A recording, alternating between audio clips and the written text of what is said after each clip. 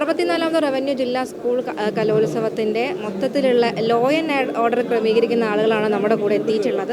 അപ്പോൾ എന്തൊക്കെയാണ് ഇവിടുത്തെ സംഘാടന കാര്യങ്ങൾ അല്ലെങ്കിൽ അതിൻ്റെ കാര്യങ്ങൾ നമുക്കിവരോട് ചോദിക്കാം. ലോ ആൻഡ് ഓർഡർ ആണ് നിങ്ങൾ കൈകാര്യം ചെയ്യുന്നത് അല്ലേ? അപ്പം മൊത്തത്തിലുള്ള കൺട്രോൾ നിങ്ങളുടെ കയ്യിലാണ്. അതെ നമ്മൾ മൊത്തമായിട്ടുള്ള എല്ലാവിധ ഉപവിഭാഗക്കാരെയും സബ് കമ്മിറ്റികളെയും വളരെ കൃത്യമായി നിയന്ത്രിക്കുന്നത് ലോ ആൻഡ് ഓർഡർ കമ്മിറ്റിയാണ്.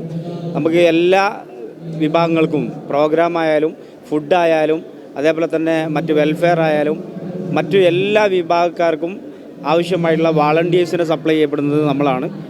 അതേപോലെ തന്നെ കേരള പോലീസ്, എക്സൈസ്, അതേപോലെ തന്നെ SPC, NCC, JRC, little Kites അടക്കമുള്ള NSS അടക്കമുള്ള എല്ലാവിധ വാളണ്ടിയേഴ്സ് വിഭാഗത്തെയും അതേപോലെ തന്നെ കൊയിലാണ്ടിയിലെ സാമൂഹിക രാഷ്ട്രീയ അതേപോലെ തന്നെ യുവജന വിദ്യാർത്ഥി സംഘടനാ നേതാക്കന്മാരുടെയും പ്രവർത്തകരുടെയും വ്യാപാരി വ്യവസായികളുടെയും സഹായത്തോടു കൂടിയാണ് ഈ വർഷത്തെ കലോത്സവത്തിന് വളരെ കൃത്യമായിട്ടുള്ള ലോ ആൻഡ് ഓർഡർ ക്രമീകരിച്ചു കൊണ്ടിരിക്കുന്നത്.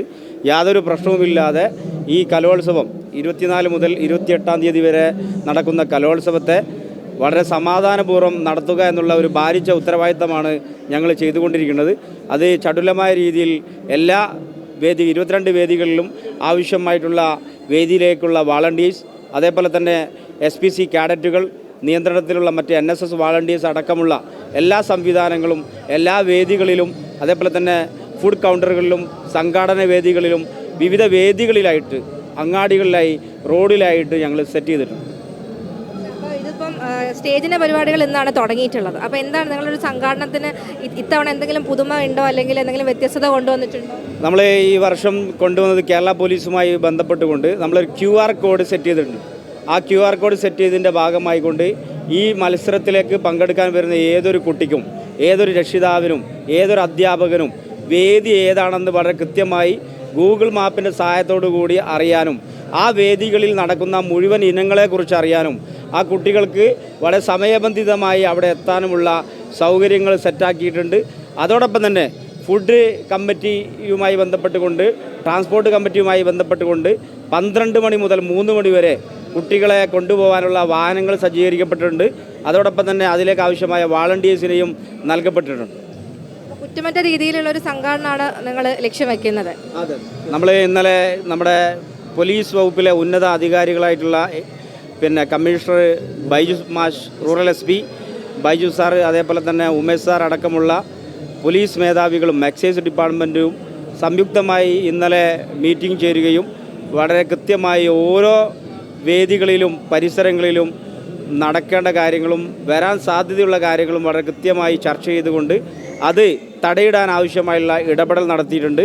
അതിനാവശ്യമായ പോലീസ് സന്നാഹം ഈ 2 ദിനങ്ങളിലും അവസാനത്തെ 2 ദിനങ്ങളിൽ കൂടുതൽ പോലീസിനെയും വിന്യസിച്ചുകൊണ്ട് ഈ കലാമാമാങ്കം വമ്പിച്ച് വിജയമാക്കാനുള്ള ഇടപെടലാണ് ലോ ആൻഡ് ഓർഡർ കമ്മിറ്റി ക്രമീകരിക്കപ്പെട്ടിട്ടുള്ളത്. കൊയിലാണ്ടി എന്ന് പറയുമ്പോൾ കൂടുതലായിട്ട് നമ്മുടെ ഗതാഗത ക്രമീകരണം എങ്ങനെയാണ്? കാരണം എല്ലാവർക്കും ഒരു പേടിയുള്ള ഒരു കാര്യമാണത്. നമ്മൾ അതിൽ ഇപ്പോൾ ചെയ്തുകൊണ്ടിരിക്കുന്നത് നമ്മുടെ വേദികളിലേക്ക് SPC കാഡറ്റുകളെ വെച്ചുകൊണ്ട് ഗേറ്റുകൾ ക്ലോസ് ചെയ്യപ്പെട്ടിട്ടുണ്ട്. അതേപോലെ തന്നെ റോഡ് സൈഡുകളിൽ നോ പാർക്കിംഗ് സംവിധാനം ഏർപ്പെടുത്തിയിട്ടുണ്ട്. അവിടെ പോലീസിനെ വിന്യസിച്ചിട്ടുണ്ട്. ഇവർക്ക് കൊയിൽക്കാവ് HSS പരിസരത്തേക്ക് പാർക്കിങ്ങിനുള്ള സൗകര്യങ്ങൾ ഏർപ്പെടുത്തിയിട്ടുണ്ട്. അതേപോലെ തന്നെ ഹൈവേ സൈഡുകളിൽ അതേപോലെ തന്നെ വിവിധ കോംപ്ലക്സുകളുടെ ഷോപ്പിംഗ് മാളിൻ്റെ അടിയിലായി പാർക്കിംഗ് ഇടങ്ങളിൽ അവർക്ക് പാർക്ക് ചെയ്യാനുള്ള സൗകര്യങ്ങളാണ് ഇപ്പോൾ ക്രമീകരിച്ചിട്ടുള്ളത്. 1-ാം വേദിയുടെയും 2-ാം വേദിയുടെയും ഇടയിലുള്ള ആ റോഡ് സൈഡിൽ വാഹനം നിർത്തിവെക്കരുത് എന്ന് പ്രത്യേകമായുള്ള ഓർഡർ നൽകപ്പെട്ടിട്ടുണ്ട്. അവിടെ SPCയും പോലീസും അതിനുവേണ്ടിയുള്ള സൗകര്യങ്ങൾ ചെയ്തുകൊണ്ടിരിക്കുന്നു.